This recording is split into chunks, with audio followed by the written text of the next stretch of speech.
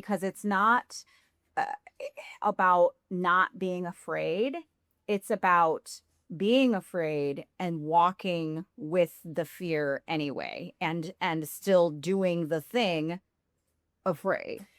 I love the saying too, fear is just excitement without breath. There you go. Like, Yes.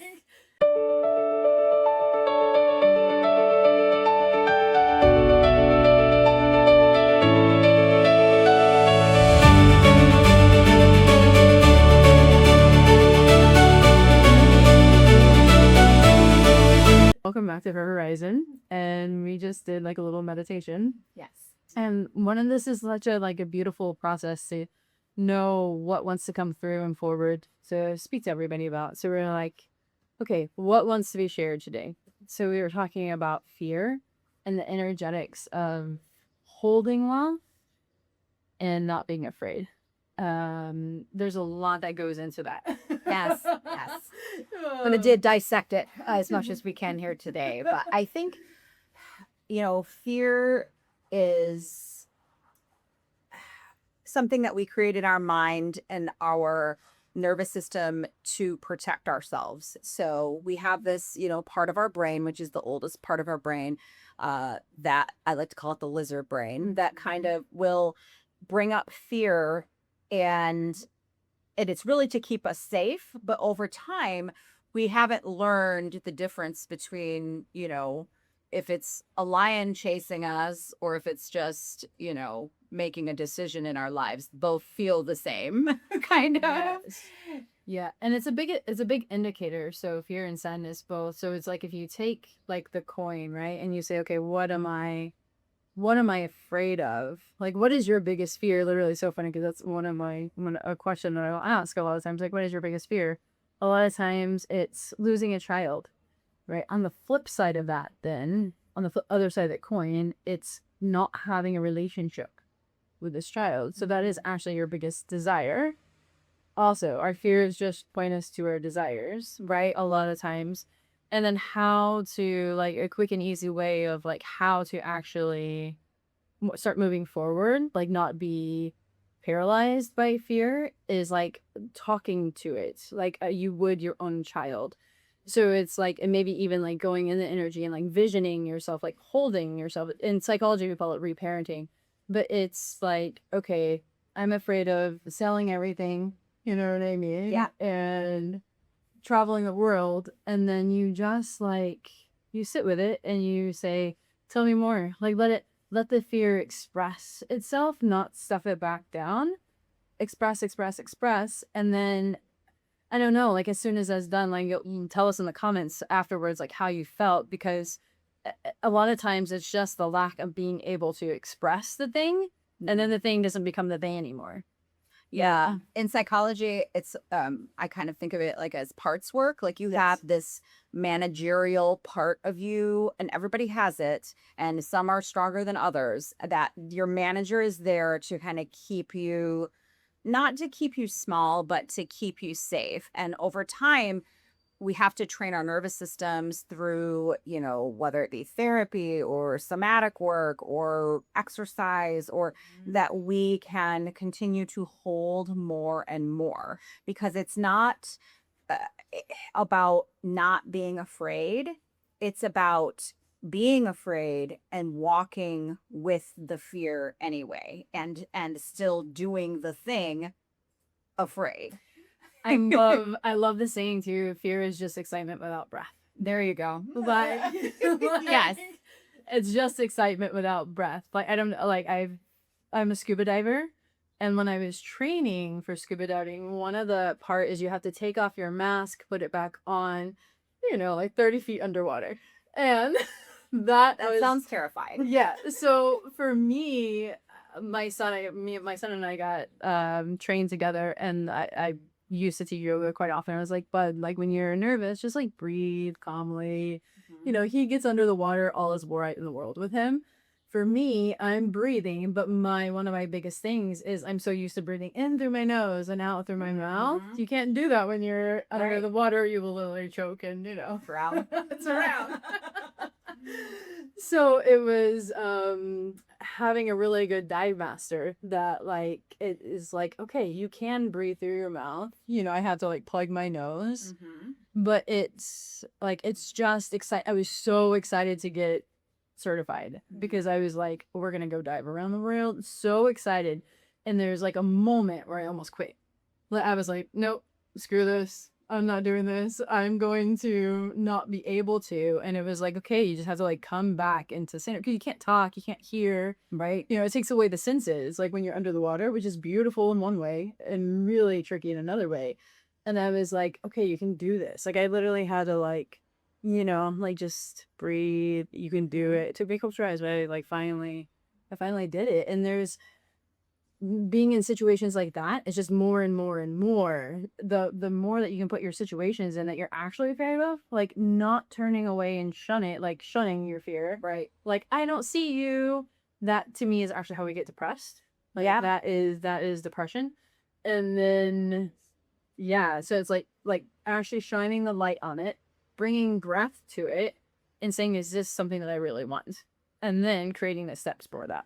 I love that kind of rapid exposure to your fears. Like just like like running toward your fear. It reminds me of this guy I saw a long time ago on YouTube who he would see how many no's and anytime he could hear the word no, because that's a big fear and a big rejection, no, whatever it is, disability that I think holds a lot of women back. We have a lot of fear around being rejected, being, told no, and so we stop before we even get the no. And we stop, and we just self-sabotage. We get almost to that point. So you're almost, like you said, almost to the point of taking off your mask, and then you almost quit. Nope, I'm So that's that manager part of you that's coming out. That's like, we have to keep you safe at all. And it, unfortunately, it tends to keep us small and to keep us in that fear. And so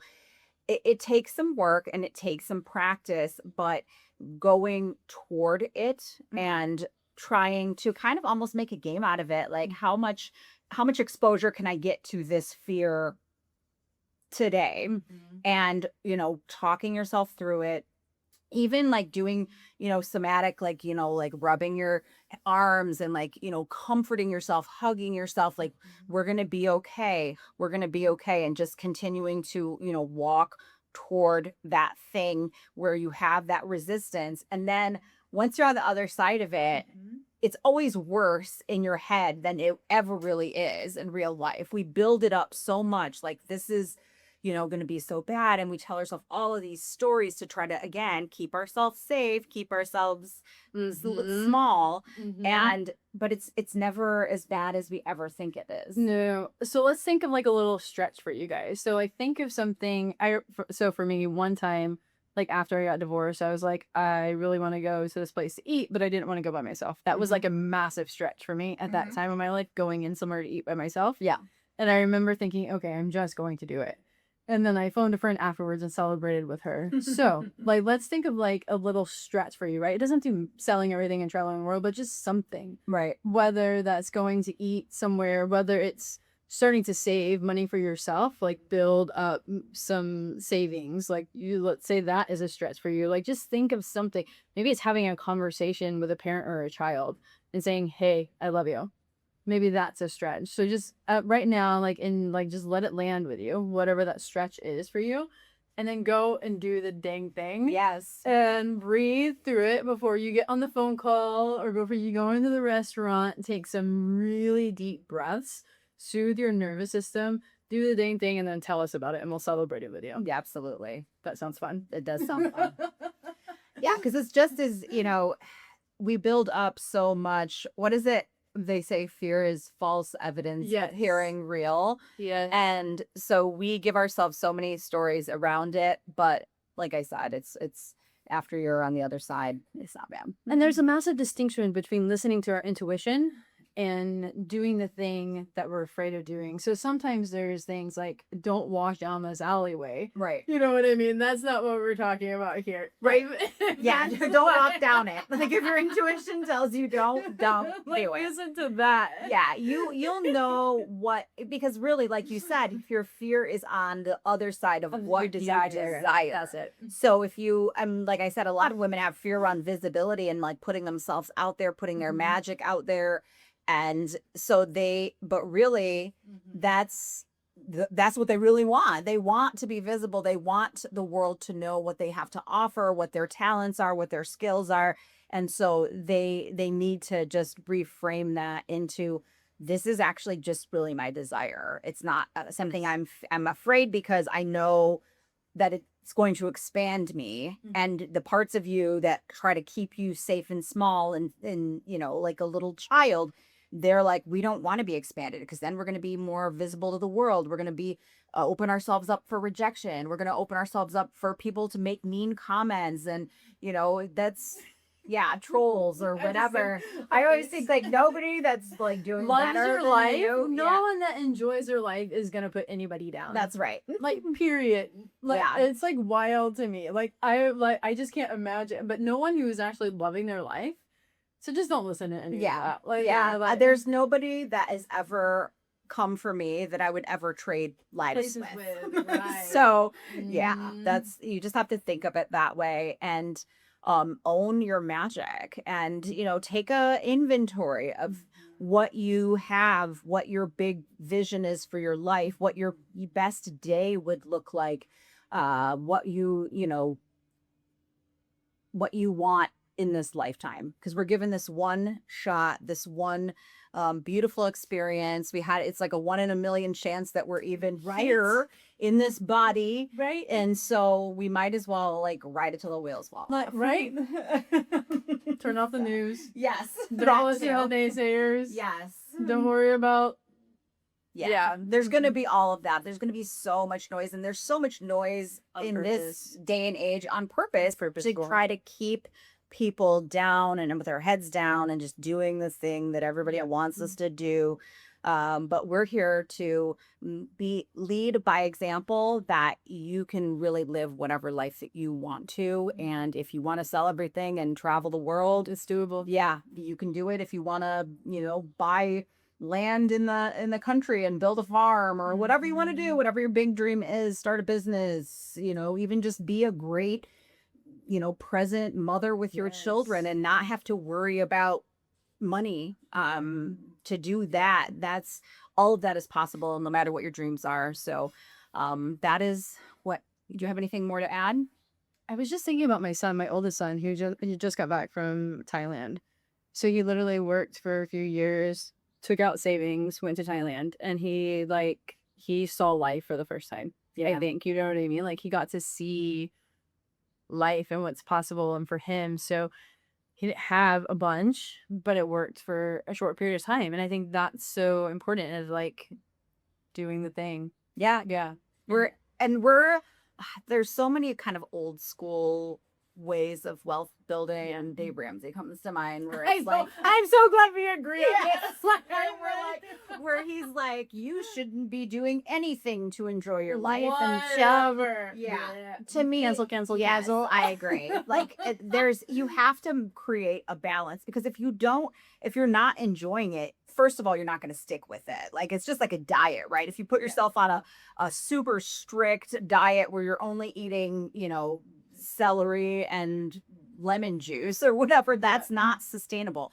And so we're here to teach and to show that you can build wealth here, but you can still do things that help you enjoy your life. And even if you're starting small, and it's just living a little bit more intentionally, taking good care of the space that you live in, going and getting yourself flowers, just even small things, going and getting yourself that good, nice, juicy piece of fruit at the market, and really enjoying the way that it makes you feel, and just setting those intentions. Yeah, I think we've all known there's multiple ways to get to like the road. But this, and I've known, I keep on saying this to so many people. Like, I know many people that have lots of money, because there's something in the manifestation world of like, has to be perfect. And that's not really either. Like, I know many people that are wealthy that are miserable. Yeah. Like that, like, cool, you got a lot of money, but you don't like anything. Right. But that's fun for you. Go play in that. And then the other side is like manifestation, right? Like the actual vibes, like we can measure the frequency. Joy is like a very, very high frequency. And what happens when you're joyful? Things want to be in your Yeah, you're space. magnetic. You are magnetic. Yeah. And that will draw in the right opportunities, the right Mhm. people, like all of that beauty, right? And then you get to live in a very beautiful space. Doesn't mean that's easy all the time. Like, Right. but it's a very beautiful space. I much rather serve humanity from this space than be rooted in Fear and lack, and even I know, yeah, even though you could still accumulate money Hoard the in a money. lack mindset, and you Right. just hoard it, and you just are like, Right. nobody comes and touches my Right. guild, kind of. No, I Yeah. can't help you. Yeah, yeah. To your own children sometimes. Yes, Like, yes, no, like, yeah. get away. Like, yeah, no, we're not. That's not what we're about. We're Not about at like all. having fun. Yes. Like we're meeting for cappuccinos at a beautiful place, swimming, like pondering how to build this in the most beautiful, Joyful. luscious, joyful way. Yeah. So that's That's your it's about. vibe, then go ahead and drop us a follow, and make sure you're following us on our other socials. We'll put those in the links down below. And I hope you enjoyed this talk about fear and about expanding yourself to you will walk in the face of it. So until next time, we will see you later. Ciao.